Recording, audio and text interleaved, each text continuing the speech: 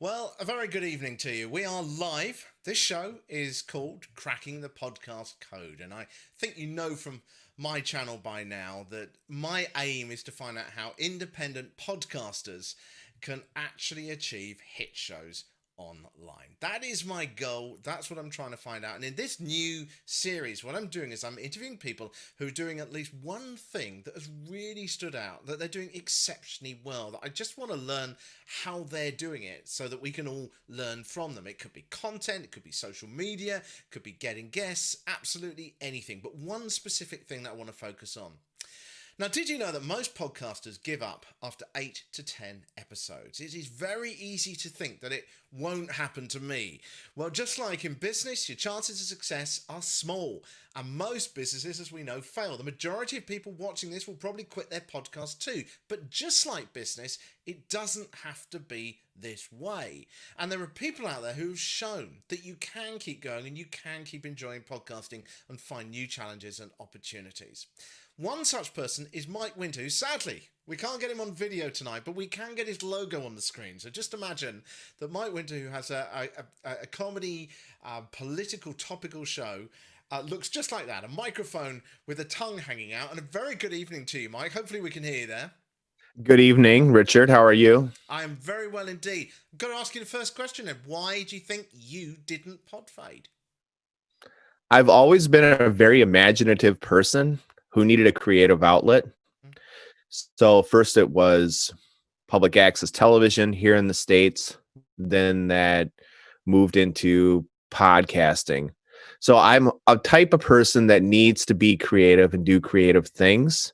My mind never stops thinking of new things to say and new things to talk about. And if I don't have an outlet for that, I'll probably just go insane. So that's one of the reasons. So it's that creative side, but why is it then? Because I think a lot of people start podcasting with that creative side to them. Why do you think you didn't Podfade? Again, it's back to the whole creative process. I don't care. I think a lot of people get wrapped up in numbers. If they don't see their numbers drastically increasing after 20 to maybe even 100 episodes, then they just give up because it looks like they're not going to become famous. For me, it's not about becoming famous. It's an outlet.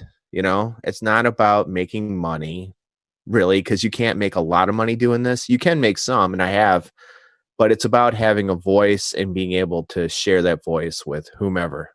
So the most important thing for you is that creative outlet. It's just literally Yes. going through the process. Yes, absolutely. Why do you think other people do Podfade then? It's they're not seeing the increase in numbers, and they're realizing that doing a podcast or a video on YouTube is a lot of work. It's real work to set up your show and buy the equipment and do all the editing and yada yada yada is real work. It takes real time, and if they're not good at balancing their time, then they're just going to burn out and move on to something easier.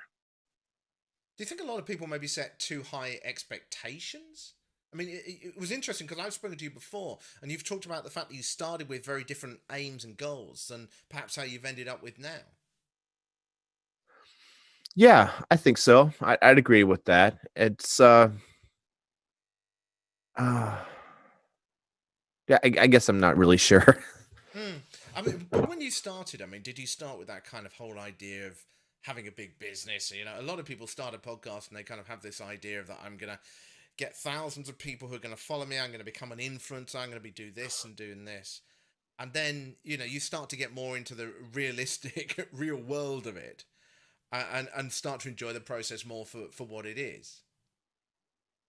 I was always realistic about how many people I would get to listen, because it helps to start out doing this if you're already famous, because you've already got a built-in audience, whether it be doing local radio or a Hollywood movie star, you've already got your fan base. So when you start doing this, it's easy. I never expected to have thousands of downloads per show or make a whole lot of money. It's just a hobby. I do it for fun.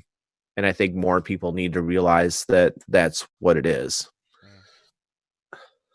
What do you think has been the worst moment for you where you were gonna quit? And tell us how you got through that. Give us some ideas about how you dealt with that and how other people can when they get to that moment where they just go, this is just so much.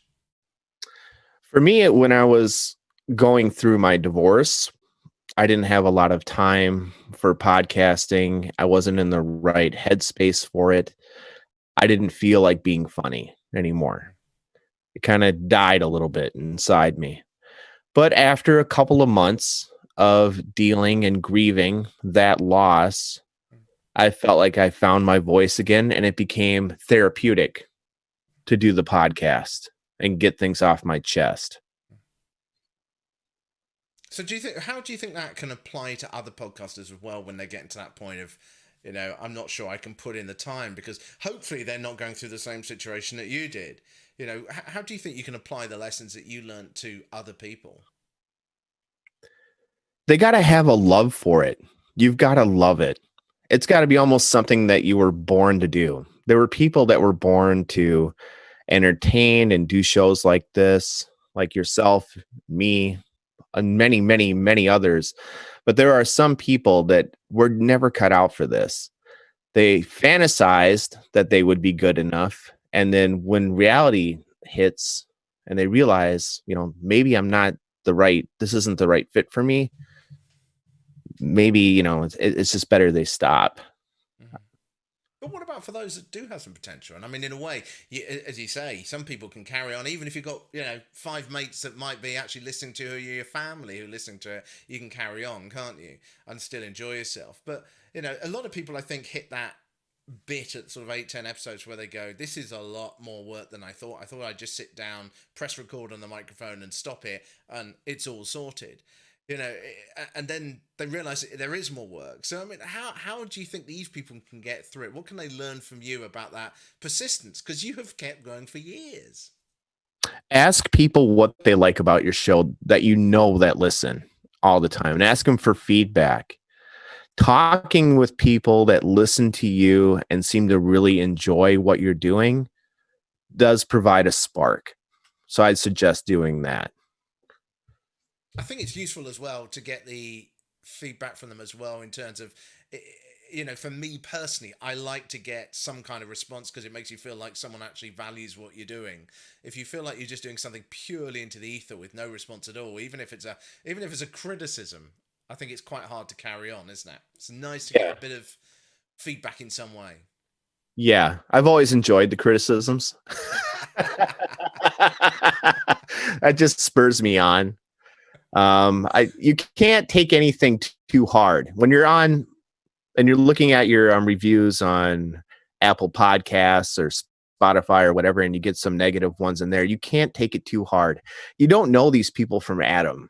They could just be trolling you for kicks, or maybe they just genuinely don't like your show, which is fine because there's 900,000 other podcasts that they can go listen to. You can't take it to heart, and you are going to get better if you have some ability with this. The more shows you do, the smoother you're going to get, and you will get better. Tell us a little bit about your show as well, because we haven't really mentioned it yet. I mean, we're having a very sort of serious, blunt conversation here about Podfade, but tell us a bit about what you do. You said it had to be serious, so I'm behaving.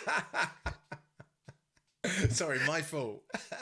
My show, your show anyway. My show is comedy.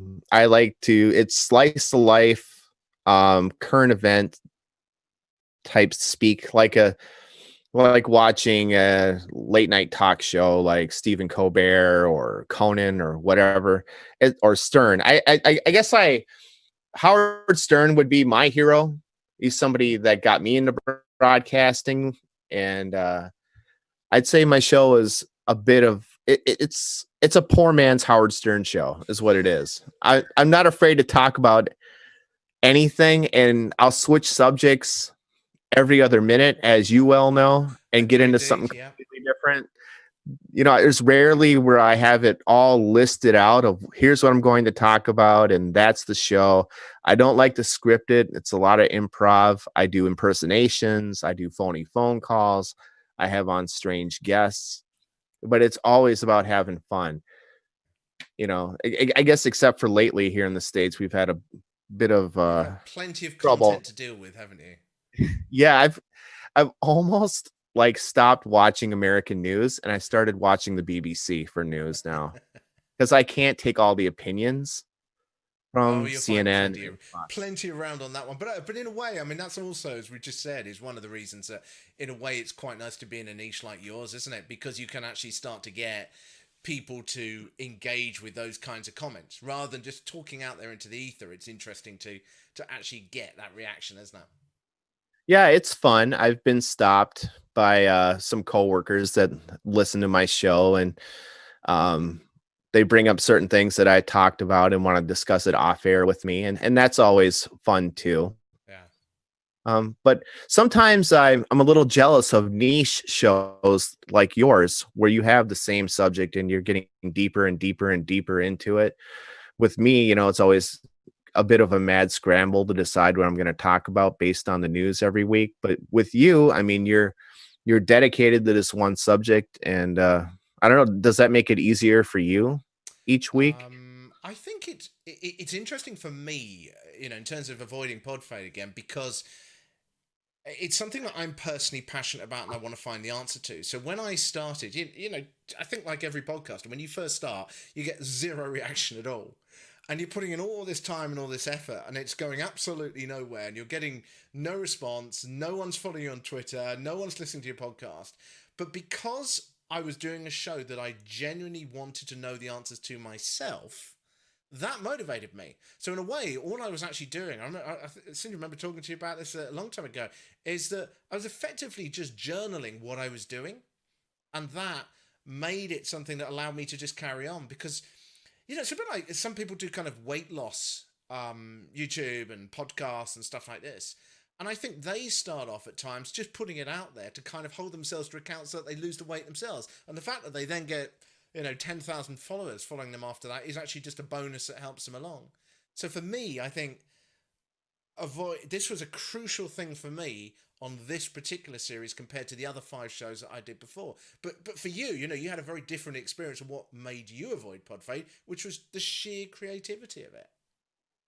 Mm-hmm. It helps to be a creative person when you get into this business. Mm. If you're somebody that's super structured with not a lot of imagination, I think you're really going to struggle. What would be, from your experience, from your long experience in podcasting, what would your advice be to me? I mean, putting aside what I just said there, as to how I would avoid Podfade with what I'm doing. What do you think are the biggest hurdles that I'm likely to experience doing it, hopefully, as long as you've been? That's the tough question. That's really personal. I mean, what equals success for you? Is it big numbers? Is it getting legions and legions of fans such as myself that are constantly reaching out to you and trying to grab the hem of your garment for advice? Is that what you want? Do you want a full box? The main kick for me would be if I had a whole bunch of people who got value from what I was finding out and didn't make the same mistakes I've made. If I got people kind of going, Rick, that was a great bit of research. Thanks so much for doing that. I'm going to avoid that now. That, in a way, is the real kick I want from it. Well, I've learned a lot from you. Oh, well, thank you. That's one person. I enjoy your show. I feel like I've learned a lot and probably saved money by listening to you and not trying some of the dopey marketing things that I was, kicking around doing.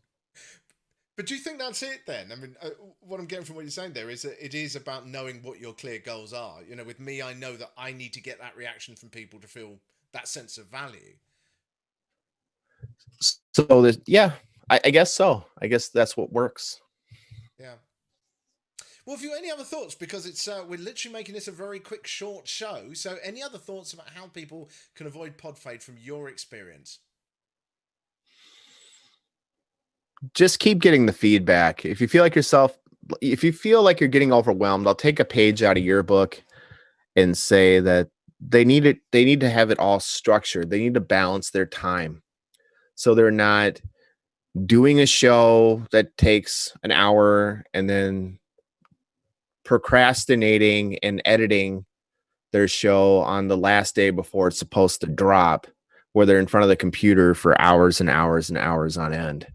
And then they feel like they're dedicating all this time to something that's not giving them anything back. And that's another reason for Podfade, where they feel like nobody's listening and they don't have a support system.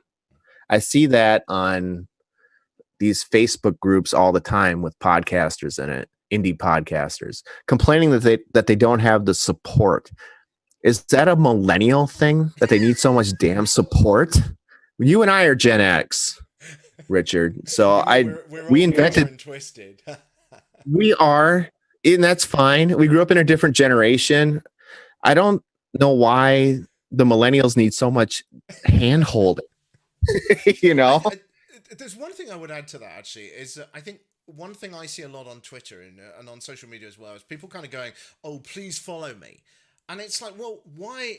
I could do that because I'm being your friend, but it's got to actually genuinely provide me with some interest or value. There are podcasts out there. I think I mentioned this on my own show before. I listened to a podcast which was a half-hour monologue of this guy talking about taking part in an ultra marathon. And now that was interesting to me once to hear about it, and it was genuinely fascinating. I didn't think I'd listen to the whole thing, and I was absolutely gripped by the story. But would I go back on a regular basis? No, I'm not. You might be able to tell I'm not an ultra marathon runner, just by the physique here, since I've got my video on. But the point is that you're not going to genuinely support beyond showing a token gesture support to things that you're not interested in or curious about. I mean, I love a lot of different things, and I love looking at different shows to see what they're doing and how they're being creative. So that's what's touching my buttons for me. But ultimately, I think you have to build that support group you just said from people who are actually genuinely interested in that niche, because otherwise it's pure token gesturism, isn't it? Yes. And I see a lot of posts also in these Facebook groups from people experiencing Podfade, and they can't understand why. It's like, I don't know why I don't get more listens on my show. It's me and my friends every week talking about stuff we like. And I just wish we'd get more support because we're really enjoying ourselves.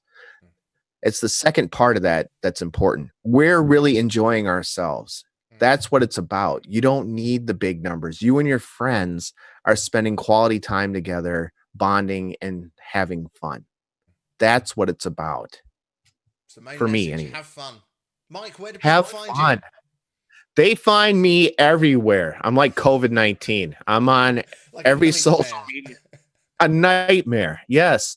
I'm on every social media platform, Wisecracking with Winter. If you want to listen to the show, it's on all the podcast apps, Apple Podcasts, Spotify. I have my own website, getwisecracking.com. I'm impossible. It's so hard not to find me. You'd really have to try. Appearing on your show as well. It's been a lot of fun too. Oh. I mean, what did we cover? Brexit. That was one thing, and then we went on to whether Santa Claus really existed or something, wasn't it? And we went round and round with your producer Paul as well, so it was a lot of fun. Yes, Father Christmas versus Santa Claus, who would win in a fist fight, and who exists. Mike, always a pleasure to talk to you. Thanks very much for sharing your wisdom this evening as well. As I say, we're going to be doing more of these very short, sort of cracking the podcast code, talking to different podcasters who I've noticed are doing one particular thing exceptionally well, and I'm going to get them on and get them to share with me and with you how they actually do it and some of the lessons they've learned along the way. So this is going to be something that I'm going to be doing more and more of over time. And if you've got a particular story about your podcasting project that you think could be really useful to pass on to people, or you just wish that someone had said when you got started, then I would love to hear about it myself, and I'm sure many other people would as well. So I'm going to be making this part of my whole Can I Make a Hit podcast series. Thank you very much to Mike Winter. I will add some details and links on this YouTube video once it's finished, once I've worked out how I can get this to work because of all the problems at the beginning. Thank you to Mike. Thank you to you. And I will do this again soon.